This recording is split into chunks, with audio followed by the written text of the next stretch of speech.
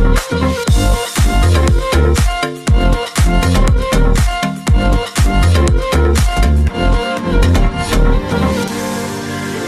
Friends, നമ്മുടെ പുതിയ വീഡിയോയിലേക്ക് എല്ലാവർക്കും സ്വാഗതം. അപ്പോൾ ഇന്നത്തെ വീഡിയോയിൽ കാണുന്ന കാർഡ്ബോർഡ് ബോക്സ് കൊണ്ട് സിമ്പിളായിട്ട് എങ്ങനെ ഒരു ഇൻക്യുബേറ്റർ ഉണ്ടാക്കാൻ നോക്കാം. അതുപോലെ തന്നെ ഇൻക്യുബേറ്റർ ഉണ്ടാക്കാൻ വേണ്ടി ഉപയോഗിക്കാൻ പറ്റിയ ബെസ്റ്റ് മെറ്റീരിയൽ ഏതാണ്, കറണ്ട് പോയി കഴിഞ്ഞാൽ ഇൻക്യുബേറ്ററിലെ ചൂട് എങ്ങനെ നിലനിർത്താം, 1ാമത്തെ ദിവസം തൊട്ട് 21ാമത്തെ ദിവസം വരെ മുട്ട എങ്ങനെ കെയർ ചെയ്യാം, തെർമോസ്റ്റാറ്റ് നമുക്ക് എങ്ങനെ സെറ്റ് ചെയ്യാം, അങ്ങനെ തുടങ്ങിയിട്ടുള്ള ഇൻക്യുബേറ്ററിനെ കുറിച്ചിട്ടുള്ള കംപ്ലീറ്റ് ഡീറ്റെയിൽസ് ഈ വീഡിയോയിൽ ഉണ്ടായിരിക്കും.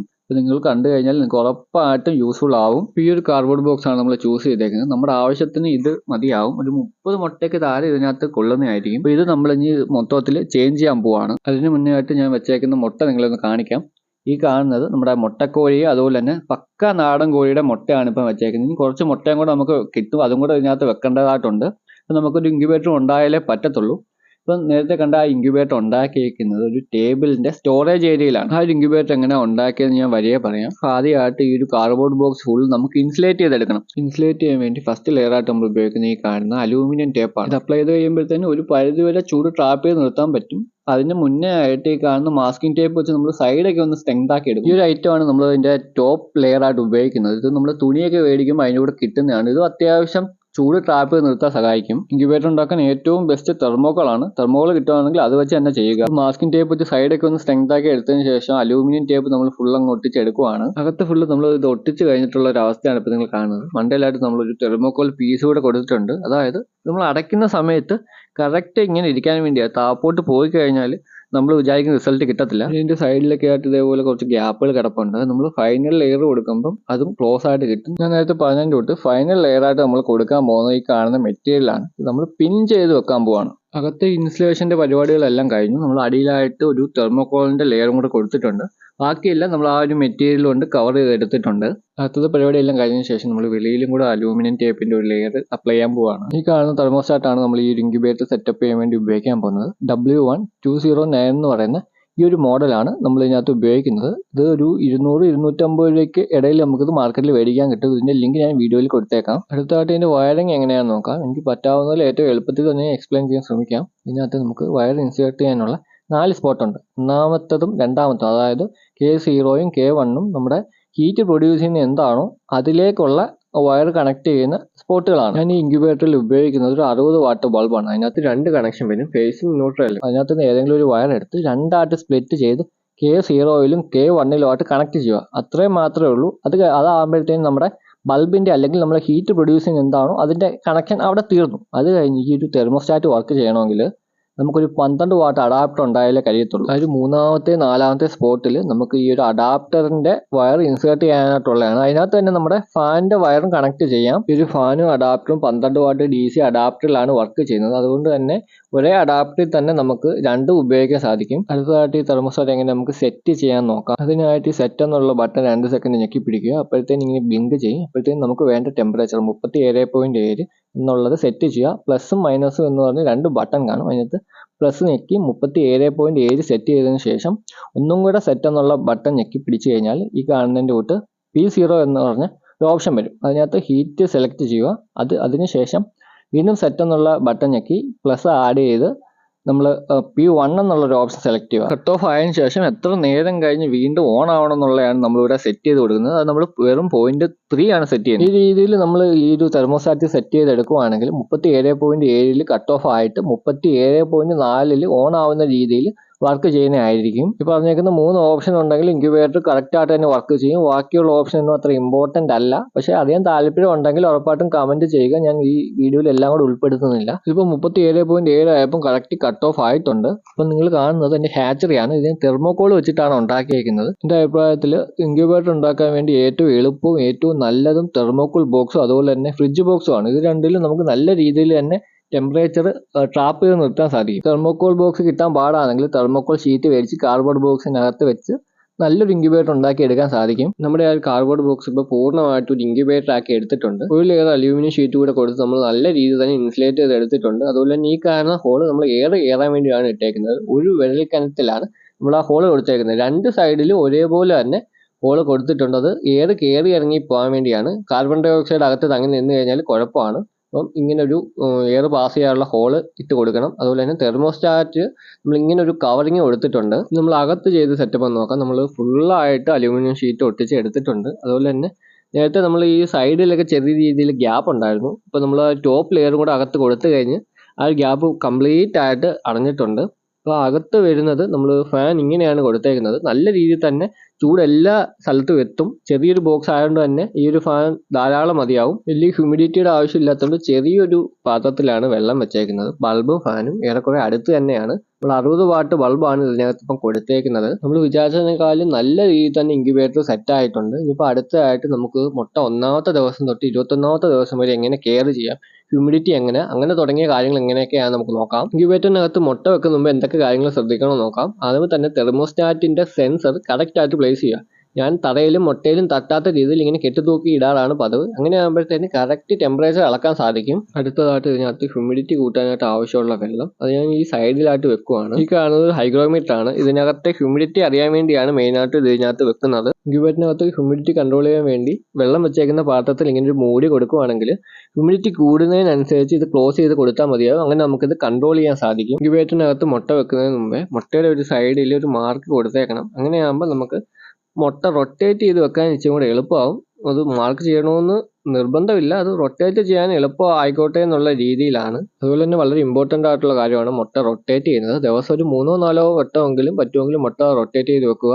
ഞാനൊരു 3-4 മണിക്കൂർ ഇടവിട്ട് മുട്ട റൊട്ടേറ്റ് ചെയ്ത് വെക്കാറുണ്ട്. ഇനി ഹ്യൂമിഡിറ്റിയുടെ കാര്യം പറയുകയാണെങ്കിൽ ആദ്യത്തെ ഒരു 18 ദിവസത്തേന് 55%-നും 65%-നും ഇടയ്ക്കാണ് ഈ ഹ്യൂമിഡിറ്റി നിർത്തുന്നത്. 18ാമത്തെ ദിവസം തൊട്ട് 21ാമത്തെ ദിവസം, അതായത് മുട്ട വിരിയുന്നവരെ ഒരു 75%-നും 85%-നും ഇടയ്ക്കാണ് ഈ ഹ്യൂമിഡിറ്റി നിലനിർത്തുന്നത്. അങ്ങനെയാണെങ്കിൽ മാത്രമേ മുട്ട നമുക്ക് കറക്റ്റ് വിരിഞ്ഞ് കിട്ടത്തുള്ളൂ. ഇൻക്യുബേറ്ററിൽ മുട്ട ഇരിക്കുന്ന സമയത്ത് കറണ്ട് പോയി കഴിഞ്ഞാൽ നമുക്ക് എന്തൊക്കെ മാർഗ്ഗങ്ങൾ സ്വീകരിക്കാൻ നോക്കാം. അതുമ്പോൾ തന്നെ നമ്മുടെ വീട്ടിൽ ഇൻവേർട്ടറും കാര്യങ്ങളൊക്കെ ഉണ്ടെങ്കിൽ നമുക്ക് വലിയ കുഴപ്പമില്ല. ഒരു ദിവസം അല്ലെങ്കിൽ 2 ദിവസമൊക്കെ കറണ്ട് പോയാലും നമുക്ക് ബാക്കപ്പ് ഉള്ളതുകൊണ്ട് അതൊരു വിഷയമേ അല്ല.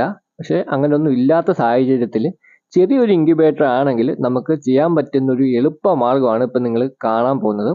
ഇതേപോലെ ഒരു കട്ടിയുള്ള തുണി, ഒരു ബ്ലാങ്കറ്റോ കാര്യങ്ങളോ എടുത്തിട്ട് കറണ്ട് പോയ സമയത്ത് ഇങ്ങനെ മൂടി ഇടുവാണെങ്കിൽ അതിനകത്ത് ടെമ്പറേച്ചർ നല്ല രീതിയിൽ തന്നെ അതിനകത്ത് ട്രാപ്പ് ആയിട്ടിരിക്കും. ഈ ഒരു മാർഗ്ഗം നല്ല രീതിക്ക് തന്നെ വർക്കൗട്ട് ആവുന്നതാണ്. കറണ്ട് പോയി കഴിഞ്ഞാൽ ആദ്യമേ തന്നെ ഇൻക്യുബേറ്റർ തുറക്കാതിരിക്കുക. അതിനുശേഷം ഈ കാണുന്നതിൻ്റെ കൂട്ട് ഒരു കട്ടിയുള്ള ബ്ലാങ്കറ്റ് എടുത്ത് ഇത് ഇങ്ങനെ മൂടി ഇടുക.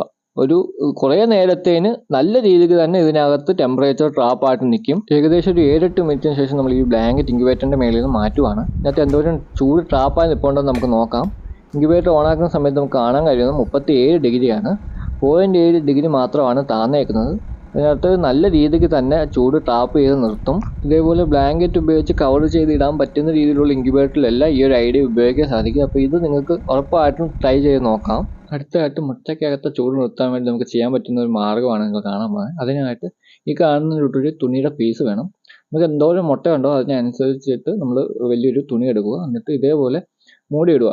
അതാകുമ്പോഴത്തേന് ആ മുട്ടയ്ക്കകത്തെ ആ സറൗണ്ടിങ്ങിലും ഉള്ള ചൂട് അതേപോലെ തന്നെ നിൽക്കും. നമുക്ക് ഇൻക്യുബേറ്റർ ഫുള്ളായിട്ട് മൂടിയിടാൻ പറ്റാത്ത സാഹചര്യമാണെങ്കിൽ ഇങ്ങനെ യൂസ് ചെയ്യാൻ പറ്റും. ഈ ഒരു മാർഗ്ഗത്തിലൂടെ ടെമ്പറേച്ചർ കുറേ നേരത്തേന് ട്രാപ്പ് ചെയ്ത് നിർത്താൻ സാധിക്കും. ഞാൻ ചെയ്ത് നോക്കി, എനിക്ക് റിസൾട്ട് ഉള്ള ഒരു ഐഡിയ തന്നെയാണ് ഇതും. അടുത്തതായിട്ട് ഈ കാണുന്ന 2 പാറക്കല്ല് കൊണ്ട് നമുക്ക് ഇൻക്യുബേറ്ററിനകത്ത് ടെമ്പറേച്ചർ എങ്ങനെ നല്ല രീതിയിൽ കൂട്ടാൻ നോക്കാം. അതിനായിട്ട് ഈ 2 കല്ല് ഇതേപോലെ നല്ല രീതിയിൽ ചൂടാക്കി എടുക്കുക. ഈ ഒരു ഐഡിയ എങ്ങനെ കറക്റ്റ് വർക്ക് ചെയ്യുന്ന അറിയാൻ വേണ്ടി ഇൻക്യുബേറ്ററിനകത്ത് ബൾബ് ഞാൻ ഊരി മാറ്റിയിട്ടുണ്ട്. ഇപ്പോൾ ഇതിനകത്ത് ചൂട് 35 ഡിഗ്രി മാത്രമാണ്. ഇപ്പോൾ ഈ കല്ല് വെച്ച് കഴിയുമ്പോഴത്തേക്കും ഇതിനകത്ത് ടെമ്പറേച്ചറിൽ ഉണ്ടാകുന്ന വ്യത്യാസം എങ്ങനെ ഉണ്ടെന്ന് നമുക്ക് നോക്കാം. നമ്മുടെ ചെറിയൊരു ഇൻക്യുബേറ്റർ ആയതുകൊണ്ടാണ് 2 കല്ല് മാത്രം ചൂടാക്കിയിരിക്കുന്നത്. നമ്മുടെ ഇൻക്യുബേറ്ററിൻ്റെ സൈസ് അനുസരിച്ച് മാത്രം കല്ല് ചൂടാക്കി വെക്കുക. ഓവറായി പോയി കഴിഞ്ഞാൽ പണി കിട്ടും. അതുപോലെ തന്നെ സെൻസർ ഞാൻ ഇച്ചിരി അങ്ങോട്ട് മാറ്റി വെച്ചിട്ടുണ്ട്.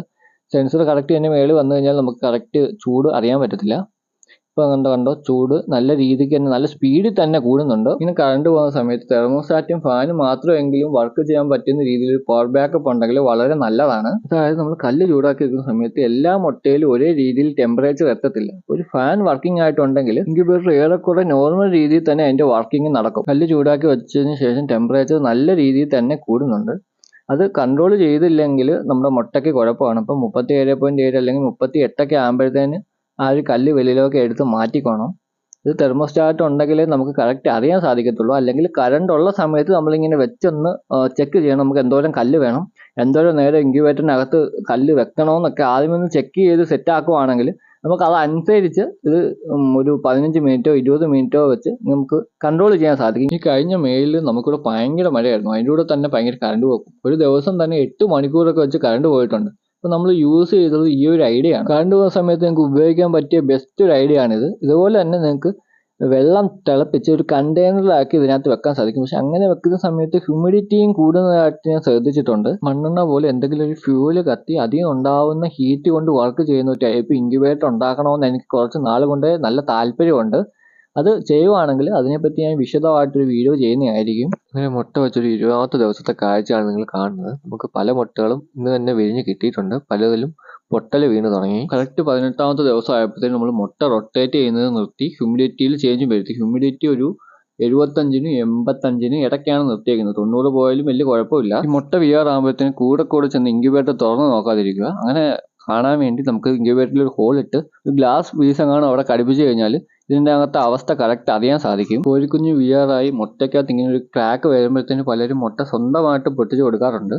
അങ്ങനെ ചെയ്യേണ്ട കാര്യമില്ല. മുട്ടയ്ക്കകത്ത് ക്രാക്ക് കാണുന്നത് 19ാമത്തെ ദിവസം രാത്രിയിലാണ്. ഇതിപ്പോൾ നിങ്ങൾ ഈ വീഡിയോ ഞാൻ കാണിക്കുന്നത് 20ാമത്തെ ദിവസത്തെയാണ്. എങ്ങനെ പോലും ഒരു 12 മണിക്കൂർ കൂടുതൽ ഉറപ്പായിട്ട് മുട്ട വിരിയാൻ വേണ്ടി എടുക്കും. അപ്പം നിങ്ങൾ അതനുസരിച്ച് വെയിറ്റ് ചെയ്യുക. ഇതിനെ നിരീക്ഷിച്ചുകൊണ്ടിരിക്കുക. നല്ല ലേറ്റ് ആയിട്ട് മുട്ടയ്ക്കകത്ത് വലിയ ഡെവലപ്മെന്റ് ഒന്നുമില്ല, പുതിയ ക്രാക്ക് ഒന്നും വന്നിട്ടില്ല, മുട്ടയ്ക്കകത്ത് വലിയ മൂവ്മെന്റ് ഒന്നും ഇല്ലെങ്കിൽ മാത്രം മാനുവലി അതൊന്ന് പൊട്ടിച്ച് കൊടുക്കുക. അപ്പോൾ നമ്മുടെ ഫസ്റ്റ് ബാച്ച് മുട്ടകളൊക്കെ വിരിയാൻ തുടങ്ങി. ഇതിന്റെ ബോഡി ഒന്ന് ഡ്രൈ ആയി കഴിയുമ്പോഴത്തേനെല്ലാം നമ്മൾ ബ്രൂഡറിലേക്ക് മാറ്റും. ഇൻക്യുബേറ്ററിന് വീതി കുറവാണെങ്കിലും ഹൈറ്റ് കൂടുതലാണ്. അതുകൊണ്ട് ഫ്രെയിം സെറ്റ് ചെയ്ത് നമുക്ക് അടുക്കി മുട്ട വെക്കാൻ സാധിക്കും. അതുകൊണ്ട് തന്നെ ഇതേപോലത്തെ 2 പാത്രങ്ങളിൽ വെള്ളം വെച്ചാൽ മാത്രമേ ഇതിനകത്ത് ഹ്യൂമിഡിറ്റി കറക്റ്റ് കിട്ടത്തുള്ളൂ. അതുപോലെ ആ ഒരു നെറ്റിന്റെ കവറിങ് അതിൽ കൊടുത്തേക്കുന്നത് കോഴിക്കുഞ്ഞ് അതിലേക്ക് ഇറങ്ങി ചാടാതിരിക്കാൻ വേണ്ടിയാണ്. ഇതിനകത്ത് വീണ് കഴിഞ്ഞാൽ തണുപ്പ് കാരണോ അല്ലെങ്കിൽ പല കാരണങ്ങൾ കാരണം അത് ചത്തുപോകാനുള്ള ചാൻസ് ഉണ്ട്. 21 ദിവസം പൂർണ്ണമായപ്പോഴത്തേനും നമ്മുടെ മുട്ടകളെല്ലാം വിരിഞ്ഞ് കിട്ടിയിട്ടുണ്ട്. വിരിഞ്ഞ കുഞ്ഞുങ്ങളെല്ലാം നമ്മൾ ബ്രൂഡറിലേക്ക് മാറ്റിയിട്ടുണ്ട്. ബ്രൂഡറിലേക്ക് മാറ്റി കുഞ്ഞുങ്ങളെല്ലാം നല്ല ആക്റ്റീവാണ്. നമ്മൾ ഇതിനകത്ത് ഒരു ബൾബ് മാത്രമാണ് ഹീറ്റിന് വേണ്ടി കൊടുത്തേക്കുന്നത്. ഇത് വലിയ സംഭവമൊന്നുമില്ല. നമ്മളൊരു അത്യാവശ്യം സൈസുള്ള ഒരു കാർഡ്ബോർഡ് ബോക്സ് എടുത്തിട്ട് അതിലൊരു ബൾബ് മാത്രമാണ് ഇട്ട് കൊടുത്തേക്കുന്നത്. നിങ്ങൾക്ക് വേണമെങ്കിൽ ചൂട് വലിയൊരു സെറ്റപ്പ് ഉണ്ടാക്കിയെടുക്കാം. ഇതാകുമ്പോൾ സിമ്പിളാണ്. അധികം കുഞ്ഞുങ്ങളും കാര്യങ്ങളൊന്നും നമ്മൾ വിരിപ്പിച്ചിട്ടില്ലെങ്കിൽ ഇങ്ങനെ ഒരു സെറ്റപ്പ് ചെയ്യുന്നതാണ് ഏറ്റവും നല്ലത്. നമ്മളൊരു 40 വാട്ട് ബൾബാണ് ഇപ്പോൾ ഇതിന് കൊടുത്തേക്കുന്നത്. ഇതിനകത്ത് നമ്മൾ ബൾബ് കൊടുത്തേക്കുന്നത് അങ്ങ് സൈഡിലാണ്. അതായത് ഇതിന് കോഴിക്കുഞ്ഞിന് എന്തുമാത്രം ചൂട് വേണോ അതിനനുസരിച്ച് ബൾബിന്റെ അടുത്തോട്ട് അത് വന്ന് കിടന്നോളൂ. പിന്നെ ഇതിന് വെള്ളം വെച്ച് കൊടുക്കുന്ന സമയത്ത് ചെറിയൊരു പാത്രത്തിൽ മാത്രമേ വെള്ളം വെച്ച് കൊടുക്കാവൂ. അധികം ഡെപ്ത് ഉള്ളൊരു പാത്രമാണെങ്കിൽ ഇത് വന്ന് ചാടും. പിന്നെ പലരും ഗോലിയും കല്ലൊക്കെ കുടിക്കുന്ന പാത്രത്തിൽ ഇട്ട് കൊടുക്കാറുണ്ട്. ഇത് വന്ന് വീണുണ്ടാവുന്ന അപകടങ്ങളൊക്കെ ഉണ്ടാവാതിരിക്കാൻ വേണ്ടിയാണ്. പക്ഷേ ഞാൻ ഇങ്ങനത്തെ ചെറിയ പാത്രമാണ് കൂടുതൽ പ്രിഫർ ചെയ്യുന്നത്. അതാകുമ്പോൾ വൃത്തിയാക്കാനൊക്കെ എളുപ്പമാണ്. നമുക്ക് കൂടെ വെള്ളം മാറ്റി കൊടുക്കാനും എല്ലാം ഇതാണ് എളുപ്പമായിട്ട് എനിക്ക് തോന്നുന്നത്. പിന്നെ ഇത് അതിൻ്റെ മണ്ടയിൽ കൂടെ നടന്നു പോയാലും വലിയ കുഴപ്പങ്ങളൊന്നുമില്ല. അതായത് നമ്മൾ ഇടയ്ക്കിടയ്ക്ക് എങ്ങനെയായാലും ഇത് വൃത്തിയാക്കി നല്ല വെള്ളം വെച്ച് കൊടുക്കണം. കുഞ്ഞുങ്ങൾ നല്ല രീതിയിൽ ആക്റ്റീവ് ആയി കഴിഞ്ഞാൽ നമുക്ക് ബോട്ടിലിൽ വെള്ളം വെച്ച് കൊടുത്താൽ മതിയാവും. ആദ്യത്തെ ഒരു 15-20 ദിവസത്തേന് നല്ല രീതിയിൽ തന്നെ ഇതിനെ കെയർ ചെയ്യണം. ഒരു 10 ദിവസം വരെ ഫുൾ ടൈം ചൂട് കൊടുക്കണം. ഈ ഒരു 10 ദിവസം കഴിഞ്ഞിട്ട് ചൂട് വേണമെങ്കിൽ മാത്രം രാവിലെ ബൾബിട്ട് കൊടുക്കേണ്ട ആവശ്യമുള്ളൂ. പിന്നെ കുറച്ച് ദിവസത്തേന് രാത്രി മാത്രം ബൾബിട്ട് കൊടുത്താൽ മതി. അങ്ങനെ 3ാമത്തെ ബാച്ച് മുട്ടയും വെച്ചിട്ടുണ്ട്. ഞങ്ങൾക്ക് 2 ടൈപ്പ് മുട്ടയാണ് വെച്ചേക്കുന്നത്. ഒന്ന് നമ്മുടെ മുട്ടക്കോഴി, പിന്നെ നമ്മുടെ നാടൻ പുള്ളിക്കോഴിയുടെ മുട്ടയാണ് വെച്ചേക്കുന്നത്. നേരത്തെ കാണിച്ചിട്ട് മറന്നുപോയിരുന്നു. മുട്ട എങ്ങനെ കറക്റ്റ് റൊട്ടേറ്റ് ചെയ്ത് വെക്കാൻ നോക്കാം. എങ്ങനെയാണോ ഇഴുന്നത് അതിന്റെ കറക്റ്റ് ഓപ്പോസിറ്റ് സൈഡ് തിരിച്ചു വെക്കുക. അതാകുമ്പോഴത്തേന് മുട്ടയ്ക്ക് ഒരു ഡാമേജും വരാതെ നമുക്ക് സോഫ്റ്റ് ആയിട്ട് മുട്ട ഹാൻഡിൽ ചെയ്യാൻ സാധിക്കും. മുട്ട എങ്ങനെ കെയർ ചെയ്യണമെന്നുള്ള ബ്രീഫായിട്ട് ഒന്ന് എക്സ്പ്ലെയിൻ ചെയ്യാം. 1ാമത്തെ ദിവസം നമ്മൾ മുട്ട വെക്കുന്നു. അത് ഈ കാണുന്നതിൻ്റെ തൊട്ട് ഒരു 3-4 മണിക്കൂർ ഇടവിട്ട് റൊട്ടേറ്റ് ചെയ്ത് കൊടുക്കണം. ഇതൊരു 18 ദിവസം വരെ ഇങ്ങനെ കണ്ടിന്യൂ ചെയ്യണം. പിന്നെ ഹ്യൂമിഡിറ്റിയുടെ കാര്യം 18 ദിവസം വരെ 55 തൊട്ട് 65% ഇടയ്ക്ക് നിർത്തിയാൽ മതിയാവും. 18 ദിവസത്തിന് ശേഷം മുട്ട തിരിച്ചു വെക്കേണ്ട ആവശ്യമില്ല. അതുപോലെ തന്നെ ഹ്യൂമിഡിറ്റി ഒരു 75-നും 85-നും ഇടയ്ക്ക് ഈ സമയത്ത് നിർത്തണം. ബേസിക്കായിട്ട് ഇത്ര കാര്യങ്ങൾ ശ്രദ്ധിച്ചു കഴിഞ്ഞാൽ മുട്ടയെല്ലാം നല്ല രീതിയിൽ തന്നെ വിരിഞ്ഞ് കിട്ടും. ഞാൻ ഈ വീഡിയോയിൽ പറഞ്ഞതും കാണിച്ചതെല്ലാം ഞാൻ ചെയ്ത് നോക്കി റിസൾട്ട് ഉള്ള കാര്യങ്ങളാണ്. ഇപ്പം നമ്മൾ ഈ ഒരു ഇൻക്യുബേറ്ററിൽ വെച്ചിരുന്ന 2ാമത്തെ ബാച്ച് മുട്ടയും വിരിയാറായിട്ടുണ്ട്. നമ്മൾ വിചാരിച്ചതിനേക്കാളും നല്ല രീതിയിൽ തന്നെ ഇൻക്യുബേറ്റർ വർക്ക് ചെയ്യുന്നുണ്ട്. നമ്മൾ വെച്ചിരുന്ന എല്ലാ മുട്ടയിലും ക്രാക്ക് വീണിട്ടുണ്ട്. ഇന്ന് 20ാമത്തെ ദിവസമാണ്. അപ്പോൾ ഇന്ന് വൈകിട്ടത്തേന് മിക്കവാറും ഏറെക്കുറെ മുട്ടയൊക്കെ വരുമെന്നാണ് എൻ്റെ പ്രതീക്ഷ. അപ്പോൾ ഈ ഒരു വീഡിയോ നിങ്ങൾക്ക് ഇഷ്ടപ്പെട്ടെന്ന് വിചാരിക്കുന്നു. ഇഷ്ടപ്പെട്ടിട്ടുണ്ടെങ്കിൽ ഉറപ്പായിട്ടും ലൈക്ക് ചെയ്യാൻ മറക്കരുത്. അതുപോലെ നിങ്ങൾക്ക് എന്തെങ്കിലും അഭിപ്രായമോ കാര്യങ്ങളോ ഉണ്ടെങ്കിൽ അതും കൂടെ കമൻറ്റ് ചെയ്യുക. അപ്പോൾ നമ്മുടെ മെയിൻ ഉദ്ദേശം എന്ന് വെച്ച് കഴിഞ്ഞാൽ പല സോഴ്സിൽ നിന്ന് ഇൻകം ഉണ്ടാക്കുക എന്നുള്ളതാണ്. അപ്പോൾ ഇതുപോലത്തെ വീഡിയോസ് നിങ്ങൾക്ക് ഇനിയും പ്രതീക്ഷിക്കാം. അപ്പോൾ ഇതുപോലത്തെ വീഡിയോസ് കാണാൻ താല്പര്യം ഉണ്ടെങ്കിൽ നമ്മുടെ ചാനൽ ഉറപ്പായിട്ടും സബ്സ്ക്രൈബ് ചെയ്ത് വെച്ചേക്കുക.